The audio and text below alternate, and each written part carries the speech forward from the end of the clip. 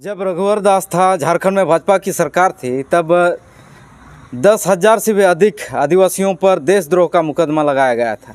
उसी गुस्से में शायद झारखंड के आदिवासियों ने भाजपा को आदिवासी विरोधी नज़रों से देखने लगा था और इसके साथ झारखंड में भाजपा पूरी तरह से हार गया और यहाँ महागठबंधन और झारखंड मुक्ति मोर्चा की सरकार आई, जिसके बाद केस को, सारा पत्थलगाड़ी केस को वापस लेना पड़ा। तो कृष्णा हंसदा जी, स्वागत है आपका आदिम जुम्मन में।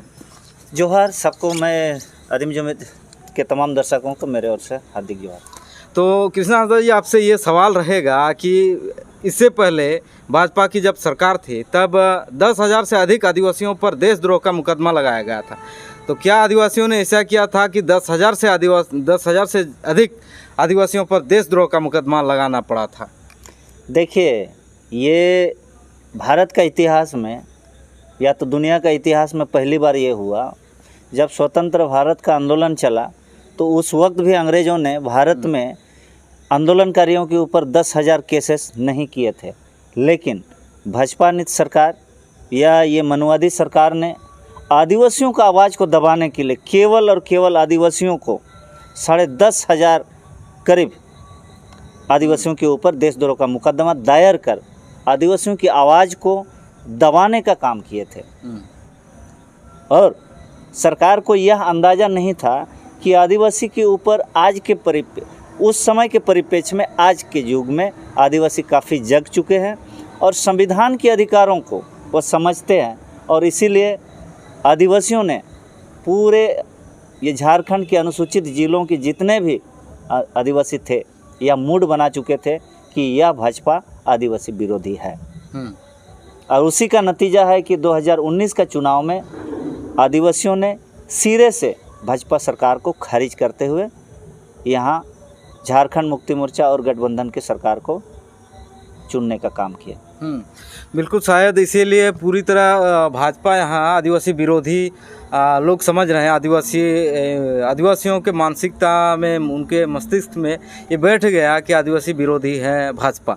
इसीलिए शायद प्रधानमंत्री को भी अभी झारखंड आना पड़ रहा है, यहाँ प्रचार प्रसार करना पड़ रहा है। इसके साथ ही झारखंड मुक्ति मोर्चा के नेताओं को वहाँ शामिल करना पड़ रहा है। शायद भाजपा आदिवासियों को नहीं समेट पाएगा। अभी चंपाई सोरेन गए हैं, क्या आपको लगता है अभी कुछ कर पाएगा चंपाई सोरेन?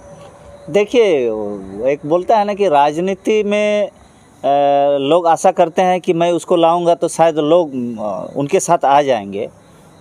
तो यहाँ पर आज विचार करते हैं लोग कि किस राजनीति पार्टियों के क्या एजेंडा है, किस पार्टी के पास क्या नीतियाँ हैं। तो लोग समझ रहे हैं चंपाई सोरेन किस वजह से वहाँ आज भाजपा में चले गए हैं। तो जनता उतना मूर्ख नहीं है कि जिधर वो नेता जाए जनता भी उधर ही जाए, वैसे कोनो ज़रूरी नहीं है। तो इसीलिए जनता आज समझदार है और विचार करके वो इस बार निर्णय लेंगे। और ऐसे नहीं है कि भाजपा ने चंपाई सोरेन को शामिल किए हैं तो आदिवासी उसके साथ जाएंगे, ऐसा एक गलत धारणा। देखिए, आप जो सवाल किए हैं कि ये संवैधानिक जागरूकता हम लोग जो चलाए थे, हम लोग बहुत सफल हुए हैं इसमें। भारत में लगभग बोला जाए तो हज़ारों साल का काम को हमने 1.5 साल में यह काम करके दिखाया और लोग संवैधानिक रूप से काफ़ी वैचारिक रूप से सशक्त हुए हैं।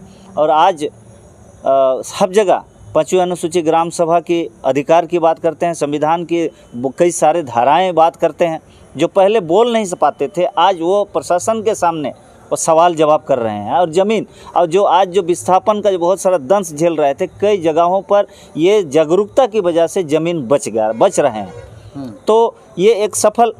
दूसरी बात है कि आप जो सवाल कर रहे हैं कि जागरूकता की वजह से हड़ियादारों में वोट बेचते हैं, ये दूसरी मैटर है कि सभी कोई, या तो आदिवासी अकेले नहीं बेचते हैं वोट, सभी कोई बेचते हैं। हमारा लोग थोड़ा बहुत उतना ये वोट का मामला में जागरूकता नहीं आए हैं।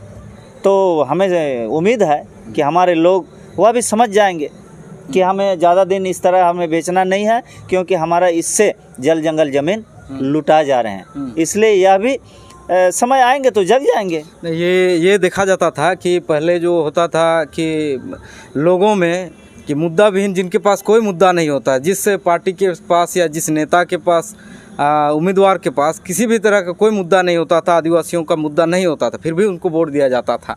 लेकिन आप लोगों का जागरूकता के बाद क्या लोगों में वो जागरूक आ पाया कि जिसके पास मुद्दा है उसको वोट देना है, जो मेरे लिए काम करेगा, मेरे संवैधानिक अधिकार के लिए काम करेगा, उन्हीं को वोट देना है, उसको संसद भेजना है या विधानसभा भेजना है, इस तरह का कुछ जागरूकता आया? जी जी बिल्कुल। आज जो हम लोग देख रहे हैं देश में, खाली झारखंड में नहीं पूरे देश में, आज बीजेपी जैसे जो भारत का वर्ल्ड का सबसे बड़ा ऑर्गेनाइजेशन है, पार्टी है, कांग्रेस सबसे पुराने हैं, उनको भी सोचना पड़ रहा है कि आज हमको ऐसे ये जुमलेबाज से पार्टी नहीं चलने वाले हैं। यदि आदिवासी का यदि मुद्दा किसी पार्टी के पास नहीं रहेगा तो वह पार्टी नहीं चल सकता। ये एक तो अभी आप लोगों का केस खत्म हो गया है, अभी तो आप लोगों का ये जो लड़ाई है, आप लोगों का जो आंदोलन है, तो इसको यहीं आप लोग एंड कर दीजिएगा कि आगे भी इसको लड़ाई को लड़ने का कुछ इरादा है? क्या कीजिएगा आप लोग अभी? देखिए, हम लोग एक आंदोलनकारी है और कोर्ट ने हमको बेकसूर साबित किए, है ना, बेकसूर साबित किए। और साबित करने के बाद आप तो हम लोग जो भी थोड़ा दिन हम लोग चुप रहे, चुप रहने वाले तो हम लोग है नहीं, आंदोलनकारी है, लोगों को प्रशिक्षित करने वाले हैं, प्रशिक्षक के रूप में जाने जाते हैं। तो हम लोग यह काम को और इसको निरंतर चलाएंगे, लोगों को जगाने का हम लोग और काम करेंगे, ताकि भारत के लोग और जगे और लड़े और अपने ज़मीन और विस्थापन, पलायन, जल जंगल ज़मीन को बचा सके। इसीलिए यह काम और तीव्र गति से चलेगा।